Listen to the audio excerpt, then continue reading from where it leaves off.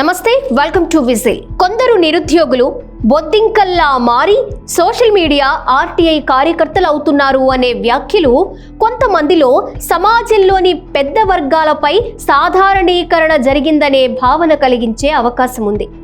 ఈ వ్యాఖ్యలు కేవలం కోర్టు మందలింపుగా మాత్రమే చూడలేం. రాజ్యాంగ పదవిలో ఉన్న వారి భాష, పౌర విమర్శ, నిరుద్యోగ యువత గౌరవం అన్నీ కలిసిన సున్నితమైన ప్రశ్నలను ఈ వ్యాఖ్యలు లేవనెత్తుతున్నాయి. మే 15, 2026న సీనియర్ అడ్వకేట్ హోదా కోరిన పిటిషన్పై సుప్రీంకోర్టు విచారణలో ఈ వ్యాఖ్యలొచ్చాయి. పిటిషనర్ సోషల్ మీడియా భాష, వృత్తి ప్రవర్తనపై ధర్మాసనం తీవ్రంగా స్పందించింది. తరువాత పిటిషన్ను ఉపసంహరించుకోవడానికి అనుమతించింది. చీఫ్ జస్టిస్ సూర్యకాంత్ ఆగ్రహానికి ఒక పరిమితి వరకు కారణం ఉండొచ్చు. కోర్టులపై నిరాధార దాడులు, వ్యక్తిగత దూషణలు, నకిలీ లా డిగ్రీలు, సోషల్ మీడియా ట్రయల్స్ ఇవన్నీ నిజంగానే న్యాయ వ్యవస్థకు ప్రమాదం. కోర్టు గౌరవాన్ని కాపాడాలంటే న్యాయవాదుల ప్రవర్తనపై కఠిన ప్రమాణాలు అవసరమే. ఈ కేసులో కూడా పిటిషనర్ భాష, సీనియర్ అడ్వకేట్ హోదాను హక్కులా డిమాండ్ చేయడంపై కోర్టు అభ్యంతరం తెలిపింది. కానీ సమస్య కోర్టు చెప్పిన ఆందోళనలో కాదు, ఉపయోగించిన పదజాలంలో ఉంది.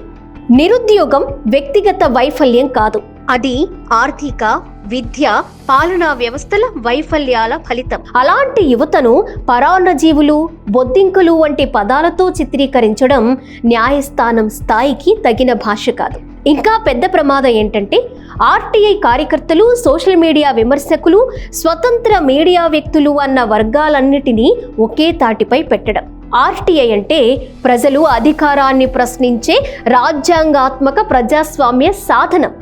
దాన్ని దుర్వినియోగం చేసేవారు కొందరుండొచ్చు. కానీ దుర్వినియోగం పేరుతో మొత్తం కార్యకర్తల వర్గాన్ని అవమానితులుగా చూపిస్తే అది పారదర్శకతపై భయం కమ్మేలా చేస్తుంది. న్యాయ వ్యవస్థపై విమర్శ రెండు రకాలుగా ఉంటుంది. ఒకటి ఆధారాలతో, ప్రజాహితంతో చేసే సమీక్ష. రెండోది దూషణ, అబద్ధ ప్రచారం, బెదిరింపు.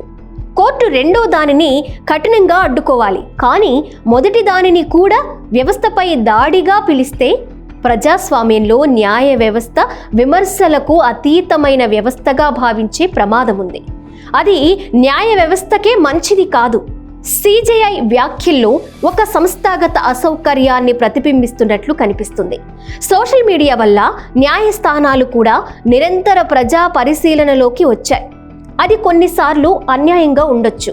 కానీ ప్రజా పరిశీలనను బొద్దింకల దాడిగా చూడడం కంటే కోర్టులు మరింత పారదర్శకంగా, మరింత నిగ్రహంగా, మరింత బాధ్యతాయుతంగా స్పందిస్తే కోర్టుల గౌరవం మరింత పెరుగుతుంది. తప్పు చేసిన పిటిషనర్ను మందలించడం న్యాయమే. నకిలీ డిగ్రీలు, న్యాయ వృత్తిలో నీతి లేమి మీద దర్యాప్తు కోరడం అవసరమే. కానీ నిరుద్యోగ యువతను, ఆర్టీఐ కార్యకర్తలను, సోషల్ మీడియా విమర్శకులను అవమానించే భాషలో మాట్లాడడం మాత్రం న్యాయ వ్యవస్థ, ప్రజా ఇమేజ్ పై ప్రతికూల ప్రభావం చూపే అవకాశం ఉంది. ప్రజాస్వామ్యంలో వ్యవస్థలను ప్రశ్నించడం దాడిగా కాకుండా ప్రజా జవాబుదారీతనాన్ని బలోపేతం చేసే ప్రక్రియగా చూడాల్సిన అవసరం ఉంది.